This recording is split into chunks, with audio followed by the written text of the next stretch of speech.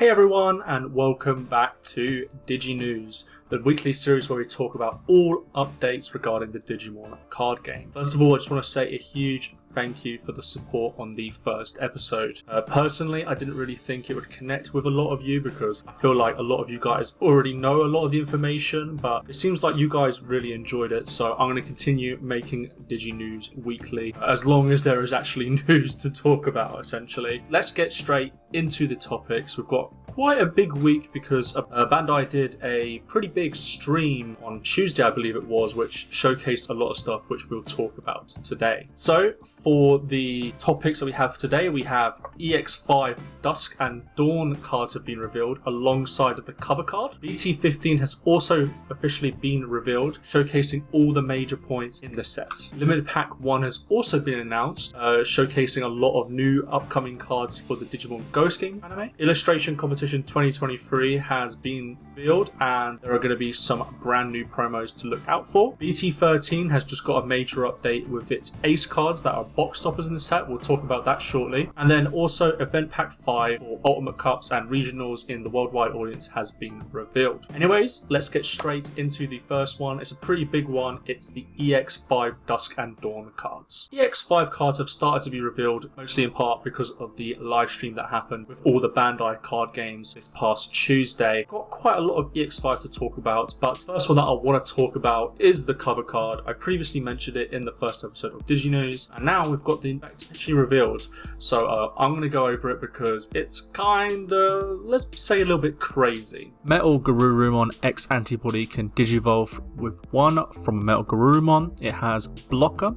When digivolving, if Metal Garurumon or X Antibody are in this Digimon's Digievolution cards, all of your opponent's Digimon gain when attacking, lose 4 memory until the end of your opponent's turn. And then when attacking, by returning one Digimon card from your trash to the bottom of your deck, delete one of your opponent's Digimon with the same level as the returned card. Okay, so like, I know there are points in card games where like certain cards come along and they're just like up the level of the normal card pool in the game. But this one is a little bit too insane in my opinion. Ice Wall's already limited, and essentially what you're doing is digivolving for one, applying Ice Wall, and also got a removal option as well. Yeah, it's a huge effect.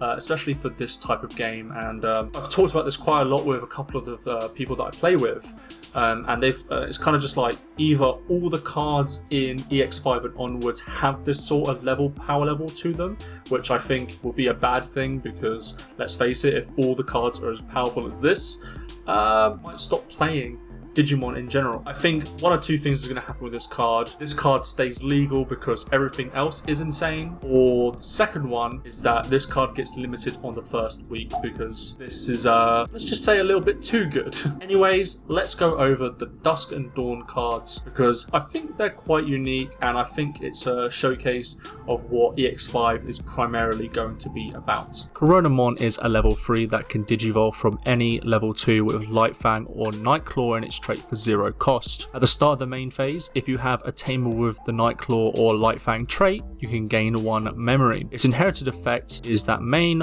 once per turn, by placing the top card of this Digimon with the Light Fang / Nightclaw trait as the bottom Digievolution card of this Digimon, you can gain 2 memory. Lunamon is a level 3 that can also digivolve from any level 2 with Nightclaw or Light Fang for 0 cost. At the start of the main phase, by returning one of your Digimon to the owner's hand, you can gain 2 memory. Its inherited effect is main, once per turn, by placing the top card of this Digimon with the Nightclaw / Light Fang trait as the bottom Digievolution card of this Digimon, you can gain 2 memory. Ko and Sayo is the Light Fang tamer. At the start of your turn, if your memory is 2 or less, you can set your memory to 3. On play and main, you can suspend this tamer and placing the top card of one of your Digimon with the Light Fang / Nightclaw trait as the bottom Digievolution card. You may digivolve one of your Digimon Digimon into a Digimon card from your hand without paying the cost, and security effect, play this card without paying the cost. Rounding it off, we have Sayo and Ko, the Night Claw Tamer. Your turn, when an effect places the top card of your Digimon as its bottom Digievolution card. By suspending this Tamer, you can gain 1 memory. At the start of your opponent's turn, by playing a same level Digimon from Digievolution cards of one of your Digimon with the Night Claw or Light Fang trait without paying the memory cost, 2 of your Digimon may DNA Digivolve into a Digimon card in your hand by paying its DNA Digievolution cost. Digimon played by this effect are returned to your hand at the end of the turn. So I think all of these Dusk and Dawn cards are a great starting point for this archetype. It's very interesting. There isn't really anything like this currently in the card game. We've had stuff that obviously DNA Digivolves, but we haven't had anything that removes the top cards to put it underneath to gain effects and to fix the DNA Digievolution requirements. So it's very interesting, but and it definitely could be meta because there's a lot of gaining memory in this archetype, which I think is very important for archetypes like this. It really just depends on what the boss monster of this deck is going to be like. If it's going to be insane because you activate it on your opponent's turn through the Tamer, it could end up being like meta warping because we haven't really experienced DNA Digievolution on your opponent's turn. So I'm looking forward to it. Let me know what you think of EX5 so far. Do you think Metal Garurumon is insane? I'm going to guess yes. And what do you think about the Dusk and Dawn cards? Let me know in the comments section down below. BT15, also known as BT15 Exceed Apocalypse, has officially been revealed, and it's had quite a lot of information discussed about it already due to the live stream that I mentioned earlier. And let's start off with the basic things. The pack art, I'm going to put it on screen now. The pack art looks very, very similar to BT14 Blast Ace, and that's because it's the parallel. It's in BT14 we got a lot of the Digimon Adventures cards, and now we're getting the other half essentially, and that's also important for the Ace cards because all the other, I believe, starting Digimon are getting Ace cards. So this includes stuff like where Garurumon Ace, Mega Capiteriumon, Angelwomon, and Myotismon. Those are all going to have Ace cards within the set. Personally, I'm looking really forward to Myotismon and where Garurumon Ace. I'm a massive Metal Garuru fan. I've played the deck quite a lot, and Myotismon is, I think, one of the first videos that I uploaded to this channel for Digimon. It's a very fun deck, and I hope that this Ace card supports it very well. It's also important to note that the Tamer cards that are mentioned are Matt, Sora, Izzy, and Kari, and there's also continuing with the Digimon Seekers theme of having Shu Yulin and Marvin Jackson. If I'm being perfectly honest, I don't know the Tamer's partner in this series. It's only airing just now, but I believe one of them is Ryudamon, so we might get some more X-antibody support coming in the future. Arguably the biggest difference with this set is the fact that the box ratios have changed a little bit, as it also includes the limited pack 01, which I'll mention later in this video. So to go over the list, we have the following: 46 commons, 34 uncommons, 23 rares, 18 super rares, and 3 secret rares, making it a big set in 124. Overall, I think this set is going to be huge. I think this is the first time where a smaller set has actually been included in a main set for Digimon, and I think the fact that we're getting even more Digimon Ghost Game support in this set alongside Digimon Seekers and Digimon Adventure is pretty nice. But personally, from Digimon Seekers, I believe you can get stuff like Pulsemon. I think there's a couple Tamers that also do that as well. So I'm kind of looking forward to that from Digimon Seekers. But let me know what you think about BT15 down below. Limited Pack 1 has also been revealed during this Bandai livestream, primarily based on the Digimon Ghost Game anime. A lot of the cards are brand new. There are 30 cards in this set, 20 of which are brand new cards, 10 of which are reprints, which are primarily the ones that came in the tournament pack previously. I'm not going to go over all the cards because I think it's quite exhausting and you don't really need to know all of the cards in particular, but I'll talk about the 3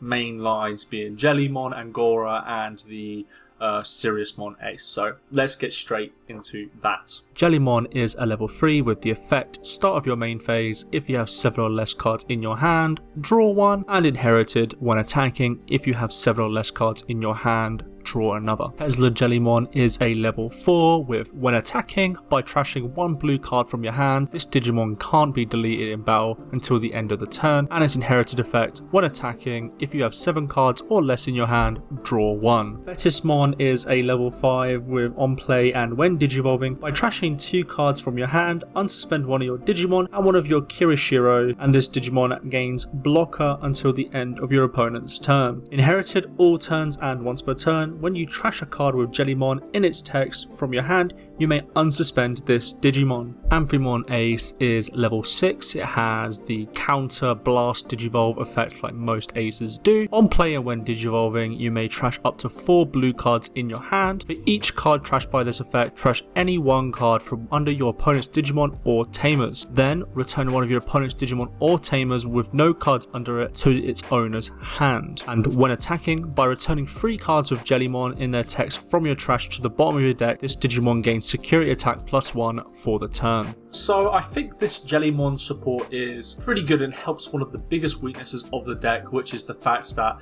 sometimes you just don't have enough cards to trigger your effects.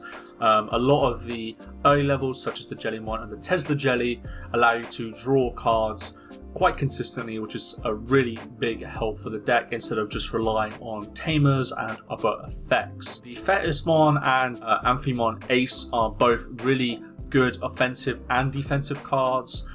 The fact that you're able to essentially gain a blocker in the Thetismon while also discarding is very nice. The fact that you're also able to unsuspend as an inherited on the Thetismon, and also the fact that Amphimon allows you to essentially bounce a guy depending on how many cards you trash. All huge parts of this deck, and the additional pressure of the security attack +1 from the Amphimon Ace is pretty nice. So you're able to go for 4 swings in 1 turn. I don't know if it's going to be enough to make it a meta contending deck. However, I'm a little bit optimistic. I think there's a lot of good things happening here, and honestly I can't wait to see what the Japanese players play in their format. Anyways, I'm going to go into the Angoramon support now, because I think this is the support that is arguably the most important from this set. Angoramon is a level 3 with start of your main phase. If you have a Tamer, gain 1 memory. Inherited, your turn. While this Digimon has Angoramon in text, it gets 2000 DP. Simbear Angoramon is a level 4 with on play and when digivolving, suspend one of your opponent's Digimon. Then, if your opponent has no unsuspended Digimon, one of your Digimon gets blocker until the end of your opponent's turn. Inherited, your turn. While this Digimon has Angoramon in its text, this Digimon gains 2000 DP. Lamortmon is a level 5 with on play and when digivolving, suspend one of your opponent's Digimon. Then if your opponent has no unsuspended Digimon, one of your opponent's Digimon can't unsuspend until the end of your opponent's turn. And then inherited, all turns, once per turn, when a Digimon with Angoramon in its text deletes an opponent's Digimon in battle, trash the top card of your opponent's security stack. Dia Rabbit Ace is a level 6 with hand, counter and blast digivolve like all aces at the moment. On play and when digivolving, suspend one of your opponent's Digimon. Then if your opponent has no unsuspended Digimon, gain 2 memory. And when attacking, you may play 1 Digimon card with Angoramon in its text from your hand without paying the cost. Return the Digimon played by this effect to your hand at the end of your opponent's turn. So the Angoro deck and its following support has always been essentially the 3rd best out of the Digimon Ghost Game archetypes. First obviously being Gamma, second one being Jelly, and third being Angora. But now that we have this support, and it even includes support that I haven't mentioned, I think this might actually end up being pretty good. One of the big things that the deck was lacking was DP gain. Usually you're able to suspend your opponent, but if you're playing against a guy that's got level 6 on the field, it's hard to get rid of the cards essentially. So gaining the DP is quite nice, and I also like the effects of all of them, which allows you to have on play or when digivolving. This is very important because the Dia Rabbit just allows you to do so much here, and I think there's a lot more going for this deck now. There's also some memory issues that get fixed with this support, and there's also even more deletion type effects to help support your game plan. So I'm looking forward to see what this new support does. But let's get into probably the one that doesn't need the most support, if I'm being perfectly honest, but let's talk about Seriousmon Ace. Seriousmon Ace is a level 6 that has the hand counter and blast digivolve like all aces do at the moment. On play and when digivolving, you may place one Digimon card with Gammamon in its text from your hand at the bottom of this Digimon's Digievolution cards. Then delete one of your opponent's Digimon with 8k DP or less, and for each colour in this Digimon's Digievolution cards, you can add 1000 to the maximum this DP based deletion effect can delete. And then all turns, once per turn, when a Digimon is deleted, gain 1 memory. So Seriousmon Ace might actually end up being the card that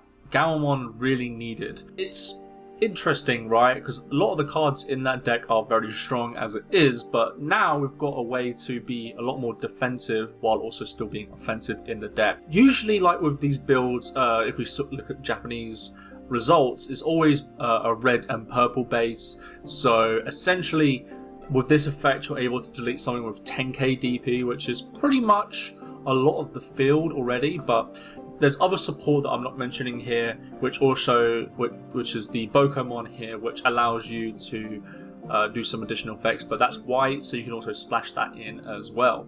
So you're able to get to 11k, and then also having the deletion effect is also pretty nice. It doesn't matter if it's by battle or card effects or anything like that. It's just when anything gets deleted. So that's pretty nice as well. Personally, I'm really looking forward to this limited set now. A lot of the other cards are a little bit iffy, but the main lineups from the Gammamon, the Angoro, and the Jellymon are very good. So let me know what you guys think about them in the comment section down below. Are you looking forward to more Ghost Game support? Do you think there still needs to be some more Ghost Game support coming into BT15 or 16? Let me know in the comment section down below.